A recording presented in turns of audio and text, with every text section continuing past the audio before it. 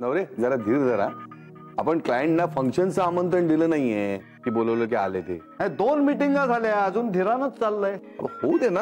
आता तो जय ट्राय करतोय, त्याला वेळ लागणारच. नाही, वेळ लागेल हे मान्य आहे, पण अजूनही रिस्पॉन्स नाही. म्हणजे काहीतरी बी नसतंय. याचं कारण काय? कारण ते त्याचे सासरे आहेत. अहो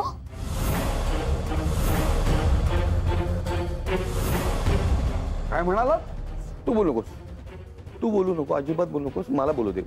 मी तुला जे काही सांगितलंय ना ते मला सगळ्यांना सांगायचंय. अहो असं काय करताय तुम्ही?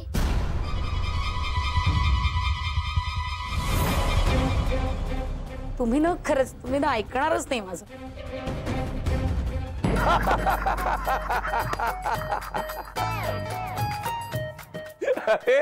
आपण जे भडक मालिका बघतो ना ज्यामध्ये सासू सुनेचा छळ करते, हा क्लायंट आहे ना, जयचा क्लायंट, हा पहिला जो क्लायंट आहे तो तसाच छळ करतो जयचा. आणि म्हणून आम्ही त्याला टोपण नाव दिलं सासरा म्हणून. त्याचा हा सासूरवास.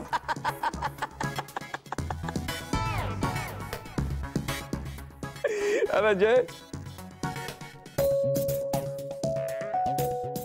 मी सांगून टाकलंय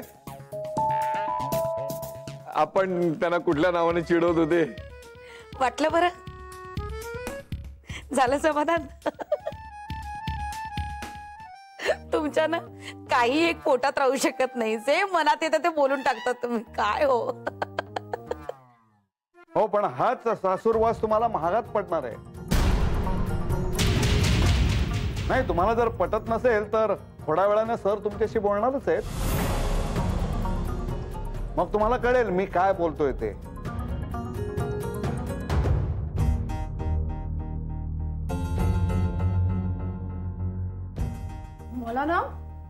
मला कधी कधी कळतच नाही यांना नेमका पगार कुठल्या गोष्टीचा मिळतो ते.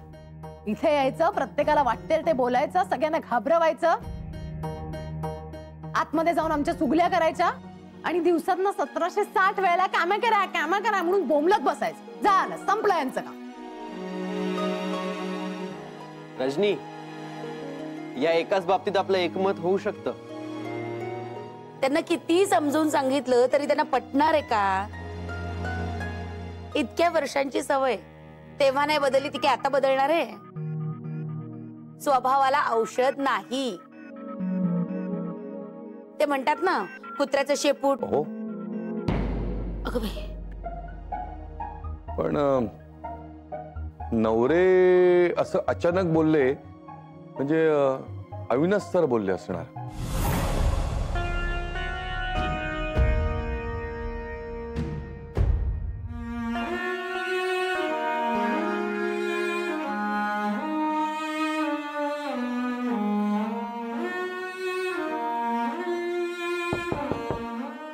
Please come in.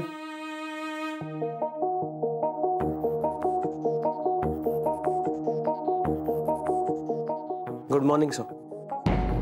Morning. Mister Jairam, तुमच्यावरती मी एक जबाबदारी सोपवली होती. जुन्या क्लायंट्सला परत आणायची. तर ते सगळ्यात महत्त्वाचे क्लायंट होते मिस्टर दाभोळकर. त्या बाबतीत पुढे काय झालं हे मला समजू शकेल? तुम्ही हे सगळं लाईटली घेताय का मिस्टर जयराम? नाही सर, असं नाहीये सर. मी प्रयत्न करतोय.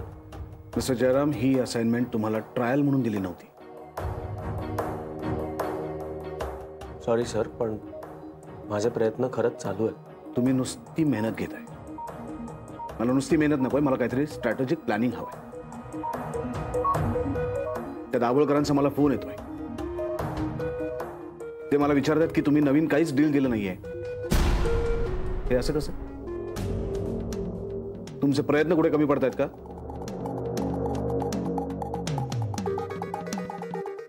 मिस्टर जयराम, आजपर्यंत दाभोळकरांशी किती मीटिंग केल्या तुम्ही?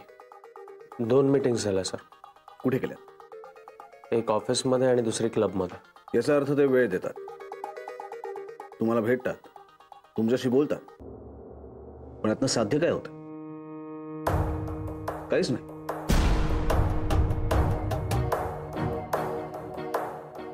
Sorry sir. What sorry? मला कारण हवी आहेत मिस्टर जयराम. इतका वेळ का लागतोय? आणि हा तुमचा वेळ तुम्ही फुकट घालवत नाहीये, तुम्ही कंपनीचा वेळ फुकट घालवताय. यासाठी तुमच्यावरती विश्वास ठेवला. मिस्टर जयराम, तुम्हाला क्लायंटला कसं पटवायचं याची थिअरी खूप चांगली समजली आहे, पण प्रॅक्टिकल काय ते कुठे कमी पडतंय?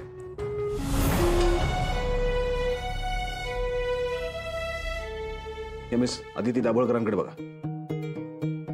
जी जबाबदारी त्यांच्यावरती सोपवली ती त्यांनी अतिशय यशस्वीपणे पूर्ण केली. ती कॉन्फरन्स तुम्हाला लोणावळ्याची आठवत असेल ना?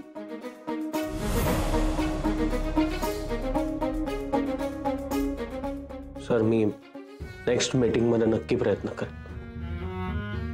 त्यांना कन्व्हिन्स करेन. आय होप ते परत यायला तयार होतील. मिस्टर जयराम, तुम्हाला काय वाटतं? एवढा वेळ तुम्हाला देऊन सुद्धा अजून एक मीटिंग मी तुम्हाला करून देईन. तुमच्यावर अजून एक रिस्क घेऊ.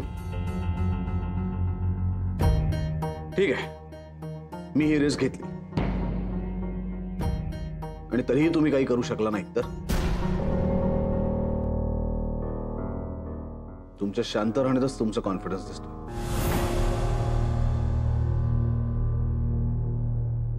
गुड. मिस्टर जयराम खानोलकर, मी ही रिस्क घेऊ शकत नाही. सर, नाही, तुम्ही बाकीचे 100 क्लायंट्स आणाल, पण दाभोळकरांसारखा एक क्लायंट गमावणं मला परवडणार नाही. मिस्टर जयराम, तुम्ही खरंच कुठेतरी कमी पडताय. मला सांगा, तुम्ही मिस दाभोळकरांची मदत घेतली? मिस अदिती दाभोळकरांची तुम्ही मदत घेतलीत का? नाही, तुम्ही घ्यायला पाहिजे होती. त्याचा फायदा झाला असता तुम्हाला. इवाना दाभोळकर आपल्याकडे परत आले असते. पण सर, नाही, मला माहिती आहे हा प्रोजेक्ट मी खरं तर तुम्हाला एकट्याला हँडल करायला सांगितला होता, पण खरं म्हणजे माणसाने स्वतःचं कॅलिबर ओळखायला पाहिजे. आणि दाभोळकर तुम्हाला का नकार देतील? त्यांचा काही तुमच्यावरती पर्सनल राग नाहीये. पुढच्या मीटिंग मध्ये दाभोळकरांबरोबर डील क्रॅक व्हायला पाहिजे, नाहीतर. सर, मी पुढच्या मीटिंग मध्ये नक्की डील क्रॅक करेन. एक मिनिट, मी असं म्हटलं की पुढच्या मीटिंग मध्ये दाभोळकरांबरोबर डील क्रॅक व्हायला पाहिजे. पण ही मीटिंग तुम्ही करणार आहात का आणखी कोणी? यावर मला विचार करावा लागेल. तुम्ही तुमची तयारी करत राहा. मी तुम्हाला कळवतो काय करायचं. या. Thank you sir. ती फाईल बघू मिस दाभोळकर.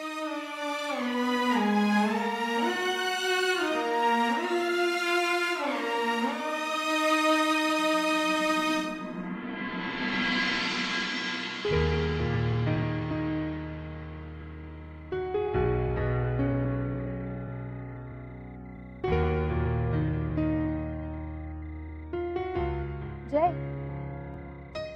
सकाळी पडलेलं स्वप्न खरं होतं का रे? सकाळी म्हणजे पहाटे पडलेलं स्वप्न. बहुतेक खरं होत असावं.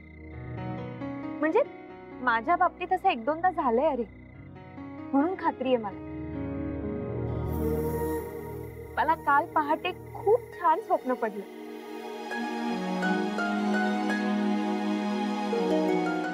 मला विचारणार नाहीस का मला काय स्वप्न पडलं ते? ओके, मीच सांग. मी स्वप्नात हे पाहिलं की तू ऑफिस मध्ये येताना एक मोठा मिठाईचा बॉक्स घेऊन आलायस आणि सगळ्यांना मिठाई वाटतोय. त्याचं कारण माहितीये का? कारण तू माझ्या पप्पांना कन्व्हिन्स केलंयस आणि तुझी फर्स्ट असाइनमेंट तू सक्सेसफुल केलीयस. आता या पहाटे पडलेल्या स्वप्नाचा अर्थ असा, जय,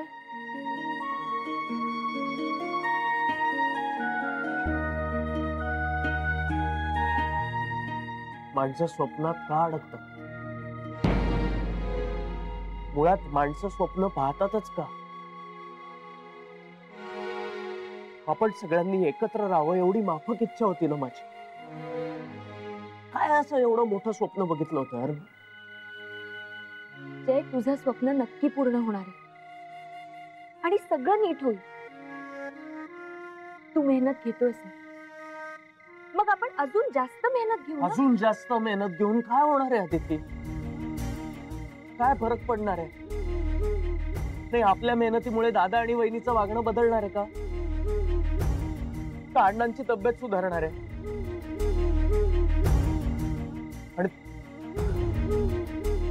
आणि तुझ्या पप्पांचं मत बदलणार आहे का? त्यांचं तर काही कळतच नाहीये यार मला. त्यांना स्वतःला काय हवंय ते सांगत नाहीयेत आणि मी दिलेलं presentation नाकारतात.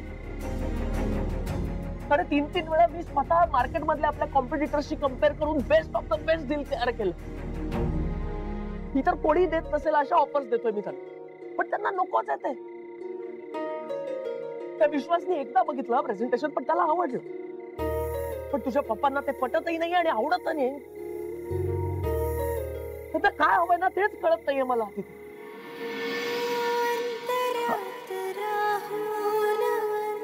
I am sorry Aditi, I am sorry. रागाच्या भरात जरा आय एम सॉरी. नाही जय, तुझा राग योग्य आहे. योग्य असून काय उपयोग आहे? एवढ्या दिवसांनी का होईना, निदान आज तू तुझा राग व्यक्त तरी करतोस. माझ्याशिवाय दुसरा आहे कोण तो व्यक्त करायला?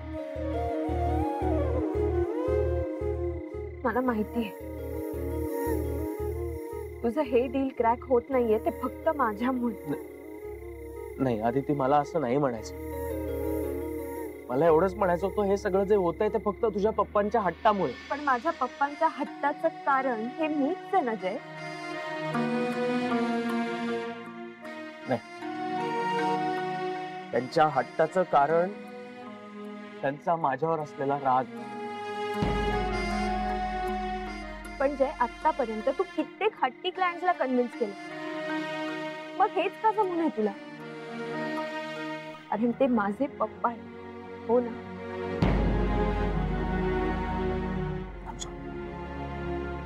I am sorry Aditi. हे बघ, खरं तर मी उगाच अपसेट झालो. त्यात अविनाश सर ते अजून प्रेशर टाकतात. नाही, त्यांचं काही चुकीचं नाहीये. त्यांच्या कंपनीच्या काळजीच्या दृष्टीने ते बरोबरच. पण मला सगळ्यात जास्त तुझी काळजी वाटते जय. तुला जो काही राग काढायचा आहे ना माझ्यावर तो काढ, अगदी हक्काने, मला काही प्रॉब्लेम नाही. पण हे सगळं मनात साठवून ठेवू नकोस please, please. I am sorry. मी आता कोणत्याही गोष्टीचा स्ट्रेस घेणार नाही.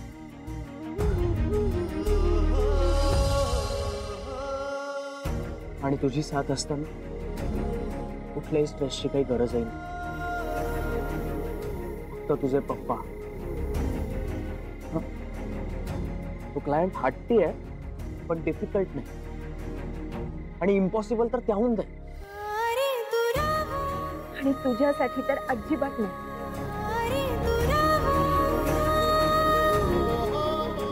चला, अजून काहीतरी प्लॅन वर्कआउट करावा लागेल त्यांना कन्व्हिन्स करायला.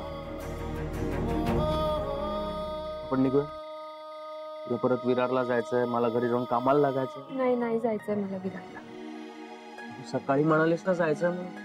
हो, पण वहिनींचा फोन आला आणि त्या म्हणाल्या की आज नको येऊ. खरंच?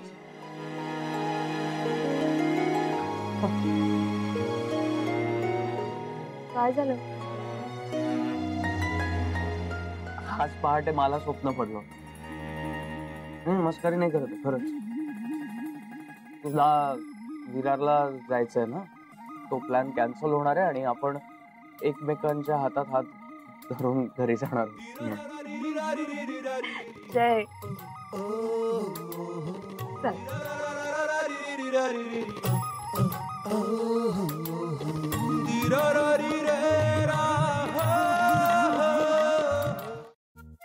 मी बाहेर जाऊन येतो ग. काय वाक्य पाठ करताय का काय तुम्ही? म्हणजे नाहीतर काय, 3दा सांगितलं तुम्ही मला हे, आता हे 4थ्यांदा सांगताय. निघा आता आणि वेळेवर या. या म्हणजे काय येणारच आहे. टाकल्या कुलकर्णीने जेवून जा म्हटलं तरी जेवणार नाही. हा जेवायला घरीच येणार बघ. कळलं. स्वयंपाक तयार असेल. वा तुझ्या स्वयंपाकाची जर बाहेर कशालाच नाही. एकदम झणझणीत.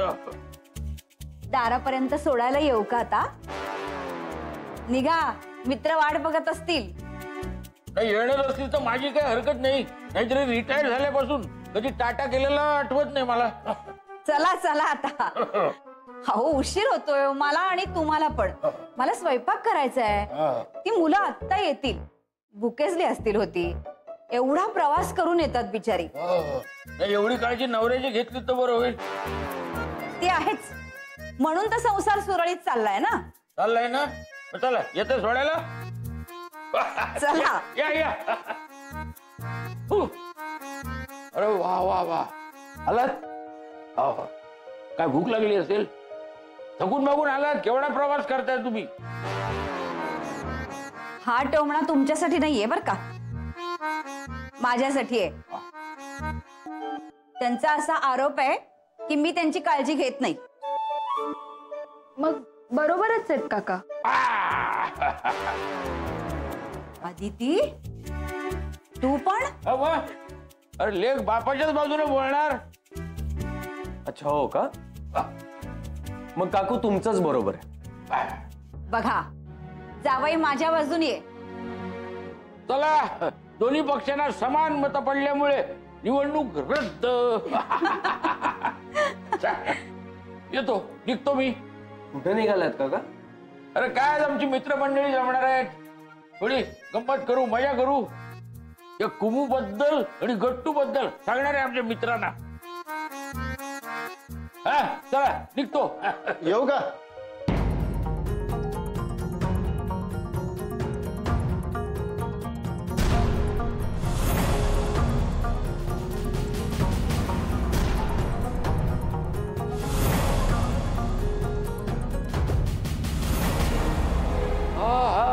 या या या या या या.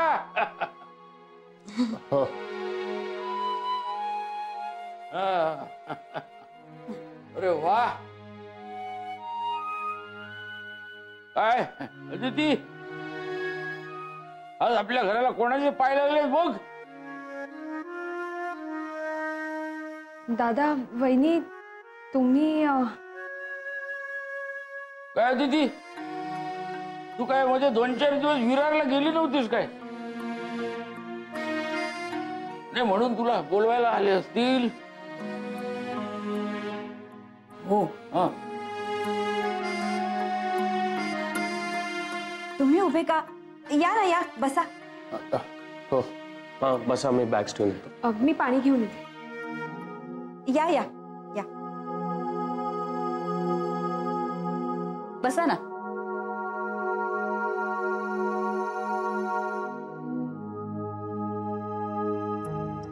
हो निघताय ना तुम्ही. मित्र वाट बघत असतील ना. बघू दे. सावकाश जाईन मी. काका तुम्हाला जायला उशीर होत असेल तर तुम्ही निघालात तरी चालेल नाही. म्हणजे माझं तसंही अदितीकडेच काम आहे. नाही कसं आहे घरी आलेल्या पाहुण्याला सोडून बाहेर जायचं अशी पद्धत नाही आमची. हो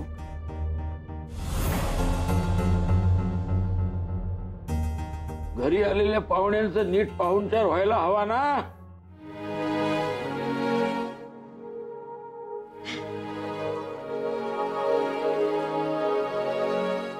घ्या पाणी घ्या. काय विरारवरून आला असाल. खूप दगदग झाली असेल नाही. हो ना. शिकाय तो प्रवास नाही. दमायला झालं अगदी. हो पण अदिती रोज उलट सुलट प्रवास करते.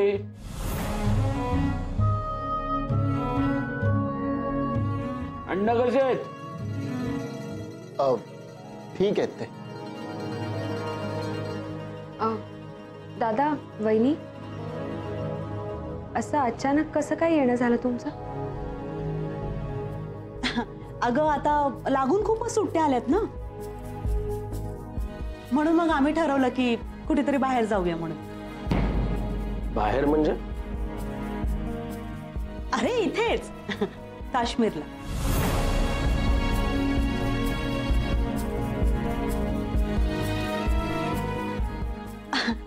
म्हणजे आता ह्याच सीझनला बर्फ बघायला मिळतो ना, नंतर जाऊन काही उपयोग नाही, हो की नाही? हो मग. अरे इथे लोकांना स्वतःच्या घरातल्या फ्रीज मध्ये बर्फ तयार झालाय हे बघायला सुद्धा वेळ नाही. तुम्हाला बरा वेळ मिळतो. अण्णांना तिथली थंडी सहन होईल का? तेच तर नाही होणार ना. अहो इकडे ना म्हणजे सकाळच्या थंडीत सुद्धा थरथरतात ते. तिकडची थंडी काय सहन होणार त्यांना. म्हणूनच खूप जीवावर आलंय आमच्या. म्हणजे अण्णांना असं 4 दिवस एकटं सोडून जायचं म्हणजे बापरे, म्हणजे मला कल्पनाही करवत नाही अगदी. ते म्हणून विमानाचं तिकीट काढलंय आम्ही. प्रवासाचा वेळ थोडा कमी होईल ना, तसं स्वस्तातच मिळालं तिकीट. सगळं कसं फक्त 80,000 आटोपलं.